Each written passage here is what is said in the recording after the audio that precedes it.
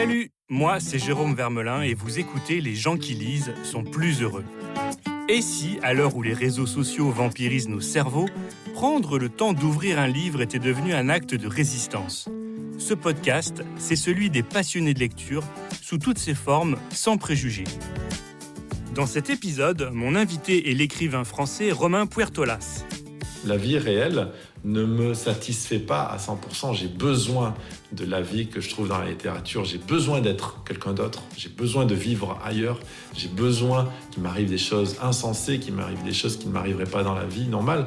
Et c'est de là que vient cette vie parallèle qu'est la lecture.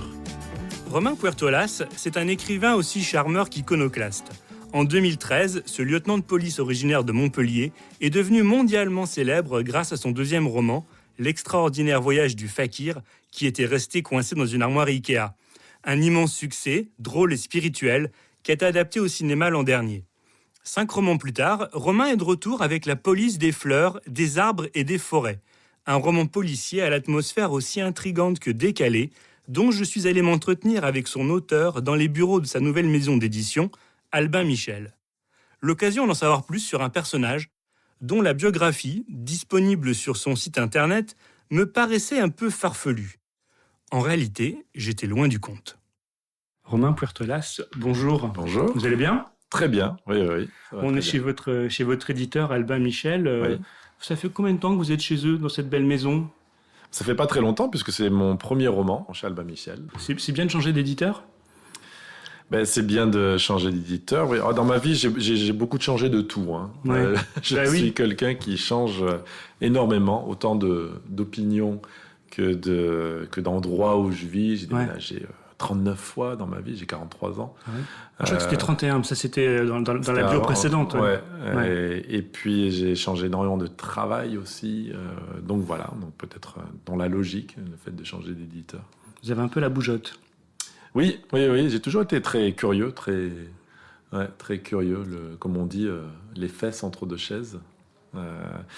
Parce que en fait, j'ai toujours pensé qu'on n'avait qu'une seule vie, et donc il faut faire le maximum de choses dans une vie. C'est ma manière à moi de tromper un petit peu ça et d'avoir plusieurs vies dans une vie. Voilà. Ça veut pas dire que vous êtes hyperactif, pour autant. Si, un peu. Je sais pas, c'est un peu bizarre. On pourrait croire que je suis hyperactif. Je fais plusieurs choses à la fois.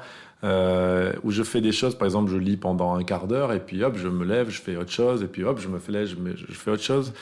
Mais je suis pas je suis pas hyperactif en ce sens que je peux avoir une grande concentration qui peut durer 1 heure, 2 heures.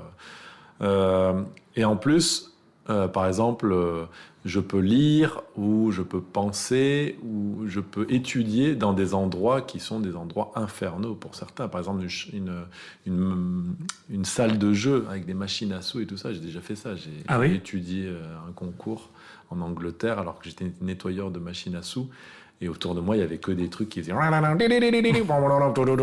Et c'était que ça toute la journée. J'étudiais quand même pour le concours. Donc je peux me concentrer dans le bruit. On en revient au mythe du fakir qui a été écrit dans le métro sur un téléphone portable. Exactement, donc vous voyez. C'est vrai, non, c'est vrai de vrai pour les gens qui connaissent ça. On va pas la faire longue, mais si on la fait courte, ça s'est vraiment passé comme ça. Votre premier grand succès, vous l'avez écrit comme ça dans le lieu le pire pour écrire. Ouais, dans un wagon bondé, on va dire, c'était toujours bondé le matin pour aller au travail, sur mon téléphone portable, debout donc, avec une main qui tient la rampe là, et puis l'autre qui écrit un roman. Donc vous voyez, on voit là bien le fait que je peux me concentrer dans des endroits qui sont totalement inédits, parce que généralement les écrivains écrivent dans la tranquillité la plus totale. Il y en a qui partent dans des résidences pendant des mois pour écrire à la montagne, loin de tout. Moi, c'est pas mon cas, je peux écrire n'importe où. Alors le nouveau, il s'appelle La police des fleurs, des arbres et des forêts. Rien que son titre, c'est toute une histoire. Sa couverture va avec. On la décrira. Enfin, on est dans une campagne. Il y a des fleurs. Voilà, c'est pas forcément la couverture d'un livre policier. D'ailleurs, c'est pas tout à fait un livre policier. Celui-là, vous l'avez écrit où ? Et comment ? Alors celui-là, je l'ai écrit justement, c'est intéressant que vous posiez cette question parce que je romps un petit peu avec tout ce que j'ai fait jusqu'avant, puisque avant j'écrivais sur mon téléphone et tout. Alors que celui-là, je l'ai écrit à la main sur un petit carnet et dans un endroit qui est un petit peu celui que j'ai mis dans le livre. J'étais en vacances à l'été 2018 dans un petit village qui s'appelle, à côté d'un village qui s'appelle Puertolas, justement, comme moi, comme mon nom de famille. Ah non, ça c'est pas vrai, je peux pas vous croire. Si, c'est vrai de vrai, il existe vraiment. Il existe vraiment. Il est où ce village exactement? Il est dans le nord de l'Espagne, au pied des Pyrénées. D'accord. Vous passez pas par là-bas, vous y allez parce que il est en haut d'une colline. Et alors, c'est un village qui est très joli, mais qui est abandonné. J'ai entendu que deux maisons habitées. Vous savez, j'ai entendu la télé dans une maison. Et dans l'autre, j'ai vu que les pots de fleurs étaient bien entretenus. Donc, j'ai pensé qu'il y avait quelqu'un. Donc, 2 maisons. Et le reste des Puertolas, car la majorité des gens s'appellent Puertolas dans ce village, sont au cimetière. Au cimetière, il y a beaucoup de Puertolas. Il y a plus de gens dans le cimetière que dans ce village. Et donc, je me suis inspiré de ce séjour d'une semaine dans la région. Pour le coup, c'est très exotique pour moi. Je suis quelqu'un de très citadin, de très urbain. Ouais. Et c'est très exotique, très dépaysant, la campagne.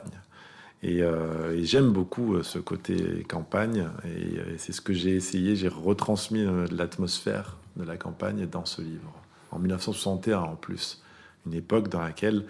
Vous n'étiez pas né, puisque Romain, on est né en 75 tous les deux. 75. Voilà, donc on n'a pas connu les années 60. Mais comment on s'y replonge dans les années 60 ? Est-ce que c'est parce que ce village, il est un peu hors du temps et qu'il n'a pas bougé depuis les années 60 ? Ouais, mais c'est surtout pour le coup de théâtre final. Il y a un grand coup de théâtre à la fin et je ne pouvais que le faire à peu près dans ces années-là. Voilà. Donc c'est pour ça que j'ai choisi ces années-là. Mais ça a été merveilleux pour moi de me replonger, de me plonger, parce que ne replonger, non, me plonger dans cette époque dans laquelle qui est si près, 1961, ça fait, on dirait qu'il n'y a pas très longtemps. Et pourtant, il y a énormément de choses qui manquent à cette époque, je dirais des choses qui n'ont pas été inventées, et qu'on ne connaît pas, qu'on connaît aujourd'hui, mais qu'on ne connaissait pas à l'époque. Et donc, c'était très intéressant de découvrir ce qui n'existait pas à l'époque. Donc voilà, un grand travail de recherche. Je me suis dit que c'était peut-être vous qui parliez au début du livre, parce que dans votre bio officiel sur votre site, que je vais questionner un petit peu tout à l'heure, parce que ça m'intrigue, je dis que vous n'aimez pas les romans policiers. Et le roman, il commence par quelqu'un qui dit « Vous aimez les romans policiers ?» Je n'en lis pas. Alors, c'est quoi la vérité, Romain ? La vérité, c'est que... Bon, j'aime les enquêtes, c'est le terme de roman policier peut-être qui me... Voilà, moi aussi, quand j'étais jeune, j'ai lu Agatha Christie énormément. Voilà, je suis policier, je suis capitaine de police. Et donc, ce que j'aime pas dans le roman policier, c'est ceux qui sont très sombres, très noirs, dans laquelle les policiers sont des vieux de la vieille, un peu alcooliques, divorcés, alcooliques. Ouais. J'ai un peu de mal avec cette image. Vous voyez, en plus, c'est une image qui maintenant n'est plus d'actualité dans la police, puisque ça a existé à l'époque. Je vais pas le renier. Mais moi, à l'époque où je suis entré dans la police, en 2009, ça existait plus. Il y a une espèce de nouvelle vague. La police, comme plus propre, on va dire, entre guillemets, mais voilà, de personnes plus heureuses, même si, malheureusement, le taux de suicide est toujours le plus important en France dans ce corps de métier. Mais bon, c'est vrai qu'on a les armes à disposition. Il y aurait peut-être plus de gens qui se suicideraient dans la société s'ils avaient des armes à leur disposition, évidemment. Nous, en tant que policiers, on les a, c'est très facile. Mais voilà, j'aime pas trop cette vision-là. Alors moi, j'ai fait un policier rustique, on va dire, un thriller rustique, un policier champêtre. J'ai une vision très romantique, très surannée de la police, de l'enquête de police, en fait. Quelque chose avec un rythme un peu plus lent. On n'est pas dans le policier saute dessus, policier voyou.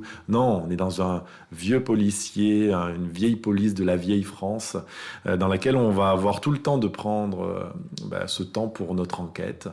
Et voilà, c'est ça que je voulais explorer, quelque chose de plus poétique. Mais on a vraiment un policier, en ce sens qu'on a une vraie affaire criminelle. Et puis, c'est très réaliste dans ce sens que j'ai pris un exercice qui s'appelle l'articulation de procédure, qui est un exercice qu'on fait à l'école de police.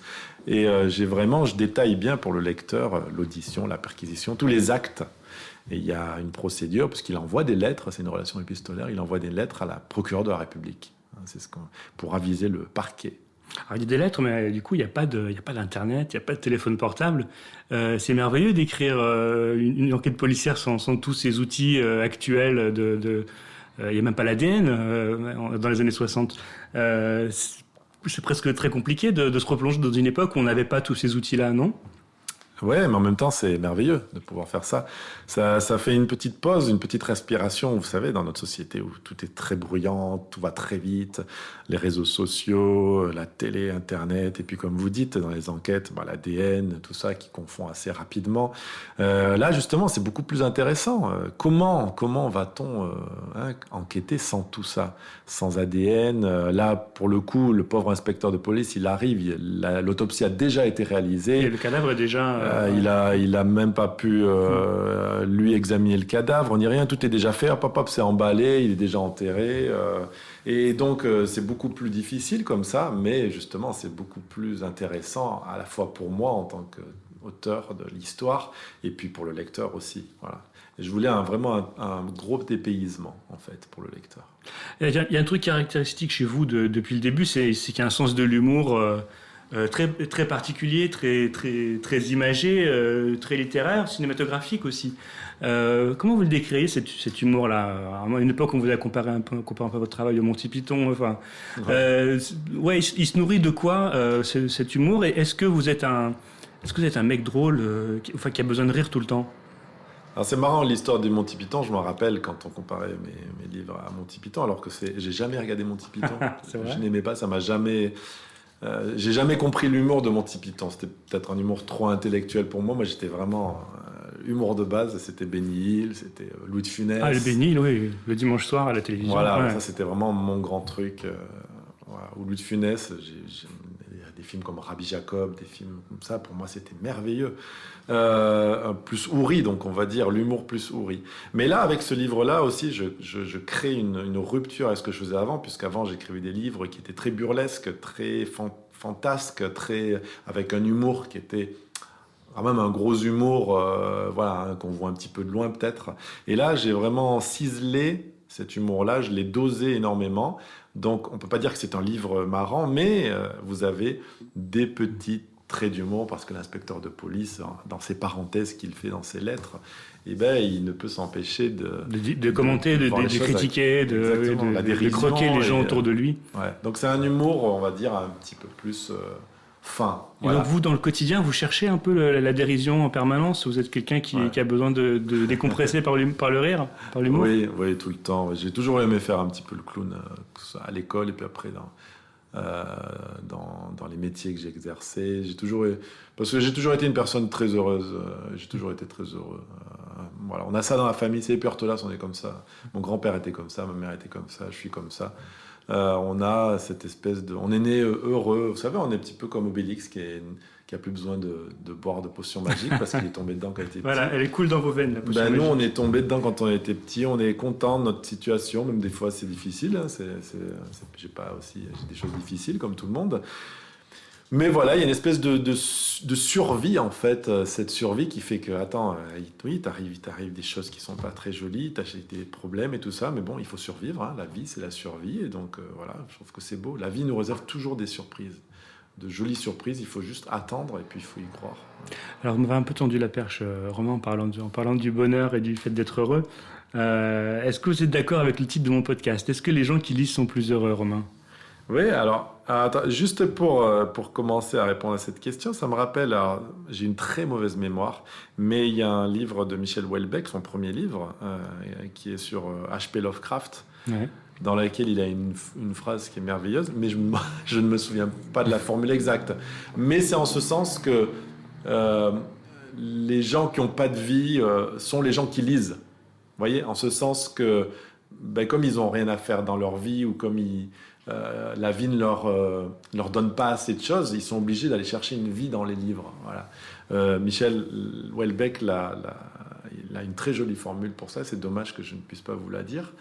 Donc c'était juste pour amorcer ça.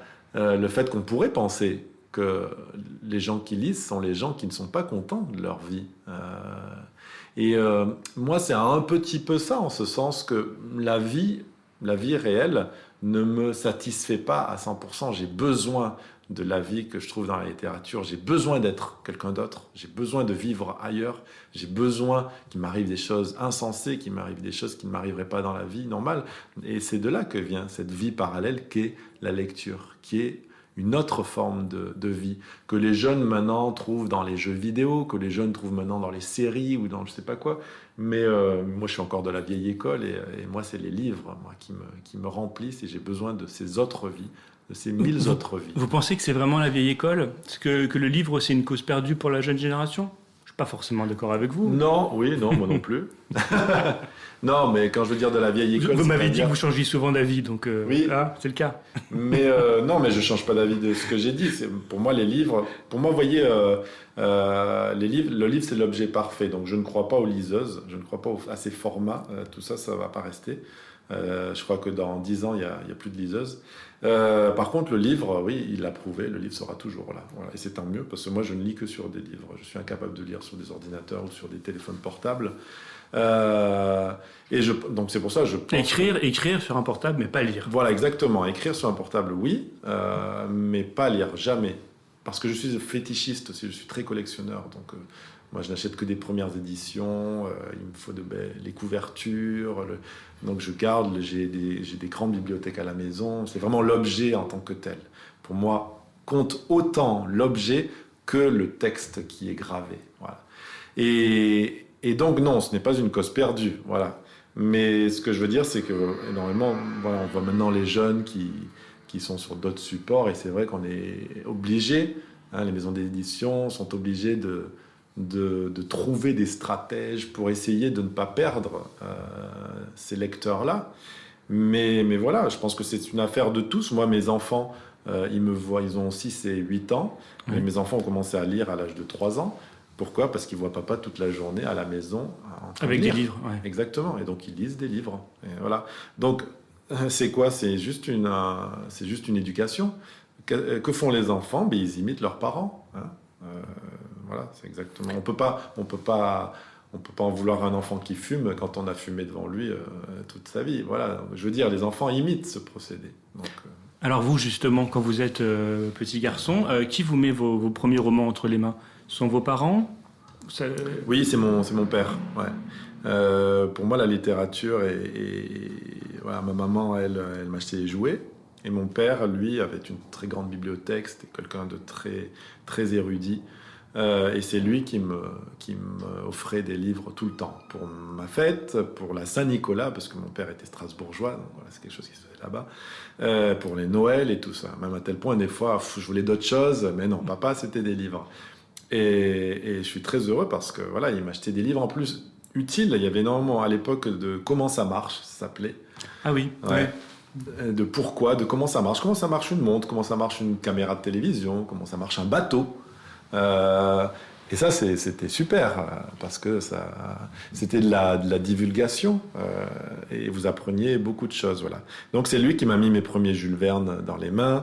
Et quand j'allais chez lui, je lisais tout le temps. Et c'est lui qui m'a fait entrer, qui m'a fait découvrir ce monde parallèle dans lequel je m'évadais. J'étais fils unique. Et donc, je passais mes journées à jouer et à lire. Voilà. Et quand j'allais faire les courses avec ma maman au supermarché, ben, elle me laissait à l'entrée, là où il y a les livres. Hein, et puis, elle savait qu'elle pouvait faire les courses tranquillement et revenir 1 heure après. Et, j'étais toujours là en train de lire les bouquins. Est-ce qu'à l'époque, il y a la petite graine du futur écrivain qui est plantée en vous, là ? Ou est-ce que ça va venir beaucoup plus tard, ça ? Alors, j'ai commencé à écrire très tôt, à l'âge de 7 ans. Ouais. Ouais. Je faisais des petites BD. J'ai jamais su dessiner, hein, mais c'était juste pour véhiculer une idée, on va dire, pour illustrer une idée, une histoire. Et j'écrivais des poèmes, et puis j'écrivais des petites histoires. Alors, je copiais énormément à l'époque. Hein, voilà, je pense que c'est normal. Comme je disais avant, on agit par imitation. Et je lisais Agatha Christie. Je copiais du Agatha Christie. Je changeais juste le nom des personnages, mais c'était presque les mêmes choses. Jean Giono aussi, je me rappelle avoir fait des imitations de Jean Giono dans le même style. Et vos premiers poèmes, ça racontait quoi ? Oula, les poèmes ? Ouais, je sais pas. Je sais plus. Non, je me rappelle plus. Non. Et puis j'en ai plus. J'ai retrouvé des cahiers d'histoire, ça je les ai, de petits romans. J'ai retrouvé 5-6 cahiers, mais des poèmes, j'ai plus aucune trace. Mais j'écrivais énormément dans les marges. Quand je prenais le cours, en fait, à l'école et tout ça, j'écrivais dans les marges des poèmes, je faisais des dessins, j'ai toujours eu ce truc de créer, en fait, et de l'imagination. Donc, je faisais ça. Et ensuite, j'ai Je suis passé à la musique. À l'âge de 14 ans, j'ai découvert la musique et j'ai commencé à créer, à composer de la musique. Voilà. Et il y a toujours eu cette forme de raconter des histoires. Après, je suis passé au format de court-métrage aussi. Donc, je faisais des films, des petits films. Et puis après, je suis revenu au roman, mais là, cette fois-ci, en écrivant de vrais romans. Donc, en fait, il y a toujours eu la nécessité de raconter quelque chose de quelque manière que ce soit, sauf la peinture. J'en fais maintenant un peu et je suis très mécontent. Je suis pas doué. Il faut pour la persévérer. peinture, Il faut pas. persévérer. Ouais. Et tous ces métiers que vous avez faits, est-ce que c'était un passage obligé pour arriver à celui d'écrivain? Est-ce que d'une certaine manière, ils ont nourri celui d'écrivain que vous faites aujourd'hui? Pourquoi tous ces jobs différents, même si ça nourrit un peu votre légende aujourd'hui? Pourquoi ne pas vous être mis à tenter de publier, je sais pas tout de suite, dès 20 ans, comme certains le font? Ouais, non, parce que j'ai commencé à écrire de vrais romans. Je vous disais, quand je parle de vrais romans, c'est-à-dire des romans de plus de 200 pages avec une histoire et tout ça. Avant, j'écrivais des petits trucs de 10 pages, de 20 pages. Et j'ai commencé à envoyer à des maisons d'édition. Pour le coup, je vivais en Espagne, donc j'ai envoyé mes premiers manuscrits, je les ai écrits en espagnol, et je les envoyais à des maisons d'édition espagnoles. J'ai eu mes premières lettres de refus. Mais oui, comme vous dites, toute mon expérience professionnelle a nourri mes romans. Là, mon nouveau roman, La police des fleurs, est nourri de mon expérience dans la police. Puisqu'on a vraiment des actes de procédure qui sont des actes de procédure pénale, qui sont judiciaires, et donc ça c'est vraiment de la police pure. Donc oui, ça vient de là. Et puis des expériences de vie autres aussi que professionnelles. Donc ça déteint forcément. Est-ce qu'on peut faire un top 5 des métiers que vous avez fait avant écrivain? Allez. Un top 5. Bon, alors je suis capitaine de police. Voilà, Ouais. je suis en congé, mais je suis capitaine de police, donc un policier. Donc numéro 1. Voilà, on va dire numéro 1 parce que je le suis toujours. Ensuite, j'ai beaucoup travaillé dans l'aviation. J'ai travaillé à la direction nationale de la navigation aérienne en Espagne, dans le contrôle aérien. J'ai été steward de terre, chef avion dans des compagnies aériennes à Barcelone. J'ai été professeur de français et d'espagnol. Ça c'est top 3 alors. Ouais, non, là on en est à 4. Ah, on est à 4 déjà, oui, c'est vrai. Ouais. Professeur d'espagnol et français, on va mettre Contrôleur. traducteur, interprète dedans. Et puis il y a eu DJ et compositeur de rap. J'étais dans plusieurs groupes de rap à l'époque. Mais j'ai vu des vidéos sur YouTube. Romain. Ça a été plus tard. Les vidéos sur YouTube sont plus Ah, c'est tard. après. Mais vous vous rappelez dans les vidéos, hein? Oui, mais là c'est plus pour rigoler. Ouais, À l'époque, c'est pas moi qui rappe et je faisais les musiques et tout ça. C'était plus sérieux, on va dire. D'accord. Mais maintenant là, j'ai repris les platines, le scratch et tout. C'est quelque chose que j'ai toujours aimé. Le turntablisme, comme on dit. Capitaine de police, pourquoi? Pourquoi vous voulez faire ce métier? Quand j'étais jeune, je voulais être inspecteur de police. C'est ce que vous vouliez, ouais. Parce que là aussi, j'étais influencé par Colombo à la télé, par Agatha Christie, Hercule Poirot, tout ça, et par Starsky Hutch. J'ai mis ce mélange d'enquête policière et d'action, on va dire. Donc je voulais faire ça. Finalement, je suis rentré à la police très tard. Je suis rentré à 33 ans. Bah oui, presque c'est ça. à la limite. C'est étonnant, ouais. Ouais. Mais parce que j'ai fait plein de choses avant. Mais parce que je suis un passionné, en fait. Quand je me passionne pour quelque chose, c'est-à-dire que je ne fais que les choses qui me passionnent. Et quand je me passionne, moi, je m'y mets à 1000%. C'est-à-dire que si on demande ça pour un concours d'entrée dans un quelconque métier, je fais 1000 fois plus. Et donc, finalement, j'en fais vite le tour. C'est-à-dire que tous les métiers que j'ai faits, au bout de 2 ans, j'avais compris comment ça marchait. Ça y est, j'avais vu et ok, je voulais passer à autre chose en fait. Je ne me voyais pas faire ça toute ma vie. Et c'est pour ça que j'ai changé énormément de métier. Voilà. Parce que je suis quelqu'un qui une fois qu'il a vu comment ça marchait, il est très curieux de voir comment ça fonctionne et donc il s'en va.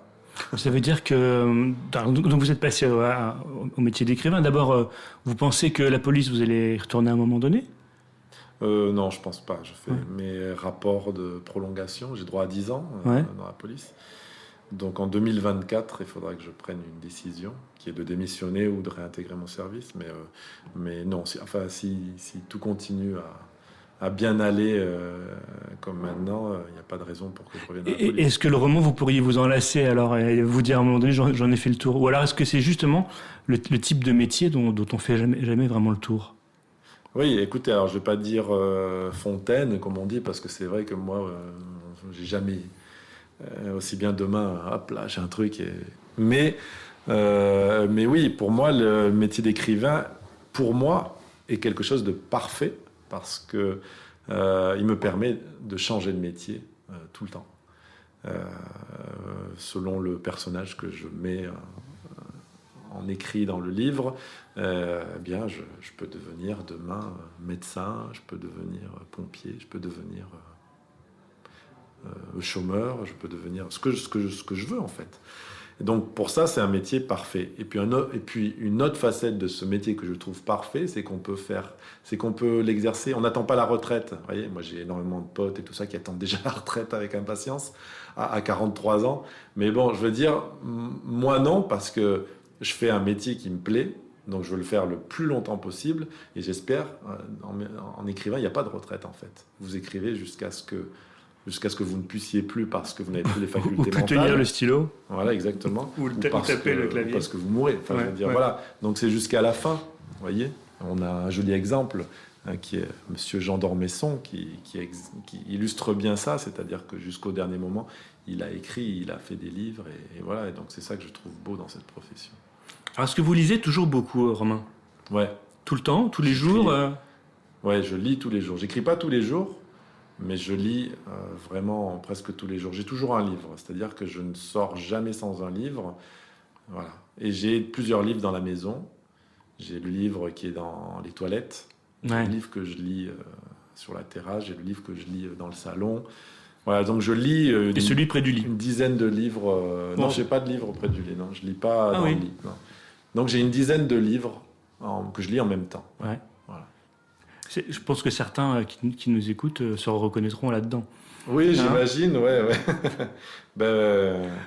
Il faut avoir la faculté de pouvoir mettre des compartiments et de dire, ok, ça c'est cette histoire, ça c'est cette histoire, et tout ça, si vous avez ça, c'est bon, vous pouvez lire plusieurs livres à la fois. C'est comme si on regardait plusieurs séries en même temps sur Netflix. Exactement, oui. Qu'on a commencé, qu'on était à l'épisode 2 de la saison 3 de l'un, à l'épisode 7 de la saison 6 de l'autre. C'est un peu ça, hein, c'est un peu comme ça. Et est-ce que vous la série télévisée, la télévision, Netflix, tout ça, ça fait partie de votre quotidien aussi ? Est-ce que ça concurrence le livre ? Ouais, non, alors moi, pas du tout, je n'aime pas les séries. Mais on en a enfin trouvé un.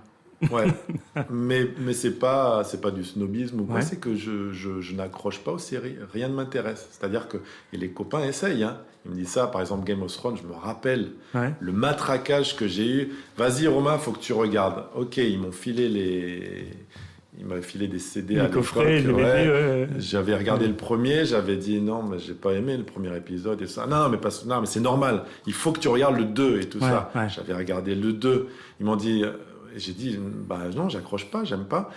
Il faut que tu regardes le 3, c'est au 3 que les gens... J'ai dit, tu vas m'avoir longtemps comme ça. Non, donc j'ai abandonné. Et toutes les séries dont j'ai regardé le premier épisode, je n'ai pas aimé. Il n'y a qu'une série qui m'a accroché, c'est Walking Dead. Ah ouais, j'adorais cette série. Parce que j'adore les choses qui sont post-apocalyptiques. Alors là, pour le coup, c'est très littéraire, parce que moi, ça me rappelle Malville de Robert Merle, un de mes livres préférés. Qui est post-apocalyptique. Et là, il y a des zombies en plus. Mais en fait, c'est pas les zombies les plus importants. Les zombies, ils les tuent avec un coup de couteau. Enfin, c'est vite fait. C'est les humains. En fait, c'est vachement plus dangereux, l'être humain. C'est là, dans cette série... Oui, puis on voit ce que l'être humain redeviendrait si, effectivement, toute société disparaissait. Donc, c'est pas les zombies, le problème. Bien sûr. Mais cette série a longtemps été géniale. Ouais, donc je continue à la regarder. C'est la seule qui m'a accroché. Et donc, je ne supporte aucune autre série. Voilà. Alors, peut-être qu'un jour, il y en aura une qui me plaira. Mais pour l'instant, non. À chaque fois, après le premier épisode, je ne vais pas vers le deuxième. Cinéma, c'est pareil ? Le film Le Fakir, ça vous a plu ? Oui, le film du Fakir m'a beaucoup plu parce que le message, même s'il y a des changements par rapport au livre, le message que j'ai voulu passer moi dans le livre passe parfaitement dans le film. Il y a beaucoup de positivisme, il y a beaucoup d'optimisme, d'espérance, donc, oui, moi je trouve que c'est un film réussi. C'est pas parce que je suis co-scénariste, hein, puisque à la fin, il y a beaucoup de choses qui ont été changées que j'avais écrites. Mais c'est parce que c'est un film duquel on sort et on a envie de croire aux êtres humains, justement. Hein. chose qu'on ne fait pas quand on allume la télévision, quand on regarde les actualités, je veux dire. Moi, ça fait des années que je ne regarde plus l'actualité. Et donc là, voilà. Vous informez comment alors? Je ne m'informe pas. C'est vrai? Ouais, on m'informe. Je tombe toujours sur quelqu'un. Vous voyez, je n'étais même pas au courant pour le premier jour, pour Jacques Chirac. Je voyais Jacques Chirac, je suis arrivé à Paris, parce que moi j'habite au fin fond de l'Espagne, donc je ne suis pas très au courant. Et j'arrive à Paris, et là je vois des photos de Chirac partout, ouais. Mais aucune qui dit qu'il est mort, en fait. Vous voyez? Ouais. Généralement, on dit au revoir, Chichi, ou ça aurait été au revoir Chirac, ou... Là, il n'y a rien. Si vous regardez, c'est très intéressant, hein, regardez les unes qu'il y a eu, il n'y en a aucune qui vous dit que Chirac est mort. C'est parce que nous, les journalistes, on est sans mots devant ce... Alors, on ne veut pas faire le même titre que les autres. Donc je me suis dit, qu'est-ce qu'il a fait? Je me suis dit, c'est qu'est-ce qu'il a fait? Et j'ai appris en fin de journée qu'effectivement, il était décédé. Mais voilà, mais c'est pour vous dire à quel point je suis un petit peu loin de tout. Je suis un petit peu dans ma bulle. Vous feriez un beau personnage de roman. Hein. Vous n'aimez pas les séries, vous êtes le dernier homme à avoir découvert la mort de Jacques Chirac. C'est pas mal, le dernier homme. Hein vous seriez un beau personnage de roman, vous pensez? Ouais, peut-être. Et pourtant, je suis pas. On voit des gens qui sont beaucoup plus paumés que moi, je veux dire. Hein, des gens qui vivent dans l'espace. Moi, je suis quand même très sociable et très... je m'enferme pas, vous savez, je vis pas dans une grotte et tout ça.